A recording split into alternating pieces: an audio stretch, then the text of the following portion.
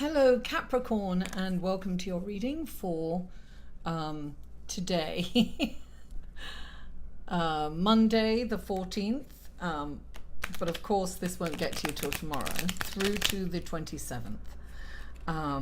It's for 2 weeks because I'm actually going to take a week off, and we have some very intense things happening for the solar eclipse, the total solar eclipse, the Great American Solar Eclipse. Now I've done an actual video separate, which are at the end of this video. Stay tuned to the end of this video and there'll be a link to that.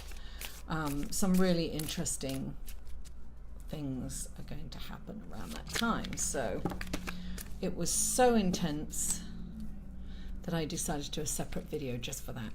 So anyway, that's on the 21st. We've got some pretty intense things happening tomorrow on the 15th and the 19th, which are also explained in that video. So thank you for tuning in. If you like this video, please feel free to give me a thumbs up, share if you feel inspired to, and subscribe if you haven't already. So let's see, we're going to do 3 cards a week and then 1 for the weekends, both weekends. So here we go. This is for the first week. Oh, look at that. Okay. Okay. Maybe that should go here. Oh, wow. Okay. 1, 2, 3, 4, 5. Okay, we need 2 more for Capricorn. 2 more for Capricorn. Let's see what we have. I'm going to have to put my glasses on anyway, I just realized. Oh, I thought they were coming out. No. 2 more for Capricorn. Oh, no. Yes, that's 1. Oh, lovely. Capricorn, let's see, 1 more, and there it is. Okay, lovely. Let me get my glasses on and let's see what we have for you. So Monday, we have the world, and the world indicates, look, these eclipses they're so powerful, and it's all about endings and beginnings. So this is a completion. You have all this experience, you've done all these things, you've made money, you've lost money, you've bought things, you have this life experience. Of course, this is a general reading, Capricorns. If you'd like a personal reading, the information will be in the description box below. But this indicates that this is the perfect time, and it really is for everyone actually, that you can decide to actually go in a whole new direction, or you can continue doing and start all over again and do what you're doing. But this is an opportunity for you to actually branch out and do something completely different. So that's what happens when the world shows up. It's like a wonderful opportunity to start. Now, when I say start, Mercury is in retrograde, right? And so what I would do is I would contemplate, I would plan. This is when Mercury's in retrograde, it's really good to purge your house, to organize, to get your paperwork in order, and but don't actually start anything new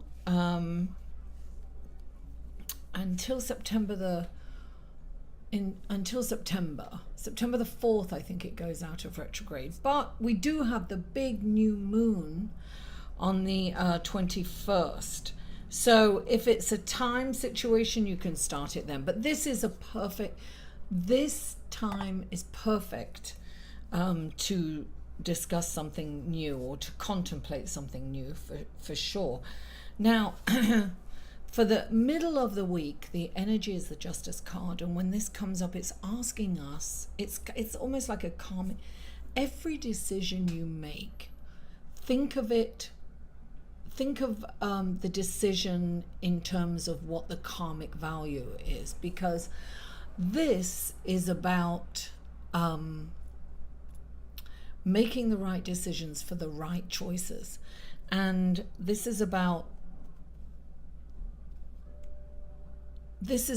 really look, sometimes when this comes up, it can mean that you've got some legal matters coming to a head. You might be going to court for something, whatever, and it's usually in your favor. Now, it's in your favor if you have if you've treated people well, if karmically you've done well, it's going to be in your favor. If you're I don't want to say if you're a kind person, because we're all multifaceted, but this card definitely indicates a karmic value to something. So if you're in litigation and something's happened, it will have a favorable outcome if you've treated people the way you want to be treated, fairly.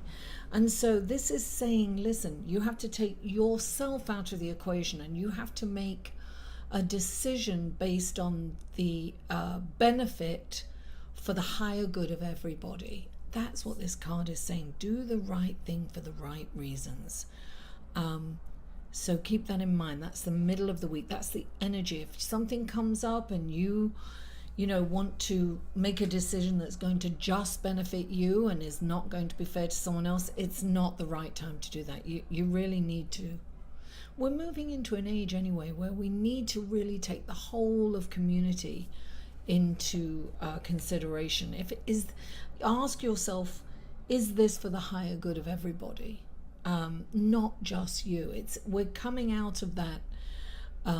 We're coming into a new era that's heart-centered, and so we need to lead with love, because love is the highest vibration.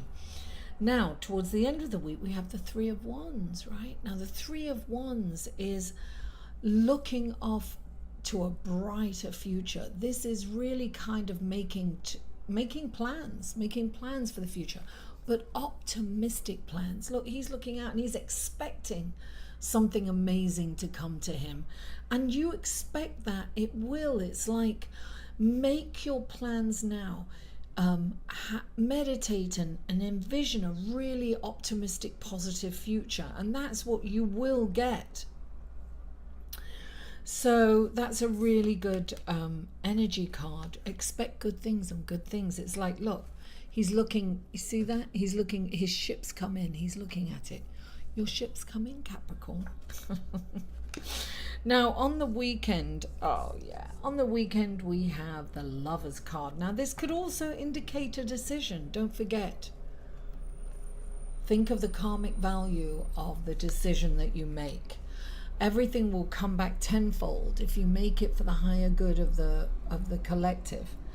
Now, the Lovers can make a decision. The Lovers is a deep connection with someone, right? But also, it's one of those two-edged swords kind of thing, because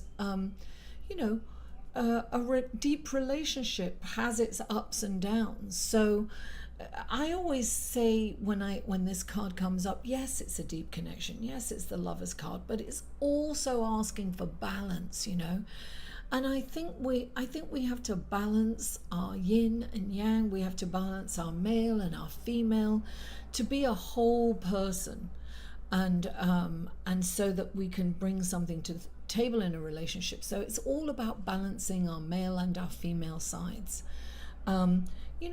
Rejoice in your male side and rejoice in your female side if you're a guy too. I mean, you've got to nurture both sides. You will get a full experience, a full life experience when you live in both sides, and you balance your persona in that way. You'll get the deep connection and loving and softness of the feminine, receiving and then giving, and protection and the strength of the male. I mean, it's lovely, that whole balance. So live in both on Saturday, on that weekend. And then Monday, this is the lunar eclipse. Sorry, I keep saying the lunar eclipse, and I always have to put like a subtitle saying solar eclipse. But that's Mercury in retrograde, because communication gets confusing. So we have the Three of Cups, which is a celebratory card.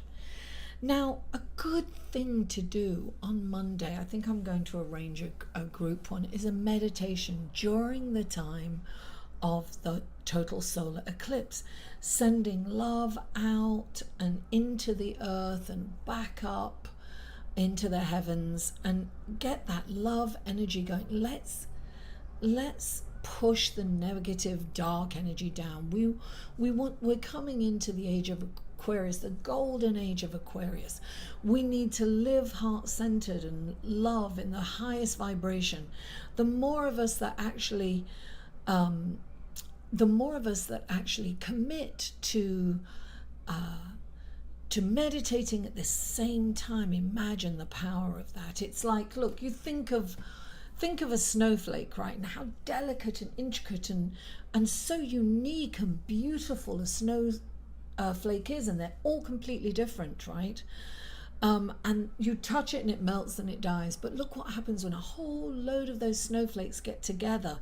They can put a city at a standstill. It's the power of many.